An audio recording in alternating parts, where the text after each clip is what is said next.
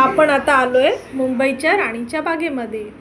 हे बघा, हा आहे ह्याचा एंट्रन्समधून आपल्याला आतमध्ये चालतच जायचं आहे। चालत गेल्यानंतर इथून आपल्याला पहिला एंट्री पास घ्यायचा आहे। एंट्री पाससाठी इथे खूप काउंटर्स दिलेले असतात। इथे प्रत्येकी माणसाच्या पाठी पैसे आहेत। प्रत्येकी माणसाचं बघितलं गेलं तर एक ॲडल्टचे आहेत 50 रुपये आणि जर एक सिंगल मुलगा असेल तर 25 रुपये आणि फॅमिली येत असेल तर 100 रुपये। रिजनेबल रेट्स आहेत। आपल्या मातेचा फोटो आहे, इंट्रोडक्शन आहे। इंट्रोडक्शन झाल्याच्या नंतर पहिलं आपल्याला नयन सुख देतात तर हे झाडं, ही झाडे इतक्या वर्षी जुनी आहेत ना, ह्यांना बघून इतकं छान वाटतं,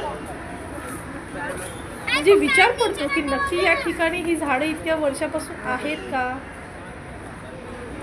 आणि या झाडांची इंट्रोडक्शन पण इथं ह्यांनी लिहून ठेवलेले आहेत की ह्या झाडाचं महत्त्व काय आहे। आणि हे बॅम्बू ट्री म्हणजे सहजासहजी ह्या झाडाला खूप वर्ष झाले असते, 40-50 वर्ष झाली आहेत। ह्याला गोरख चिंच म्हणतात। इतकं सुंदर, माझ्या व्हिडिओमध्ये पण हे एवढं स्पष्ट दिसत नाही आहे, पण समोरासमोर इतकं छान वाटतंय ना हे झाड, डोळ्यांना खूप सुख देतं हे झाड। अशी खूप इथं झाडं आहेत, त्यांचे इंट्रोडक्शन पण लिहून ठेवलेले आहेत त्यांनी इथे।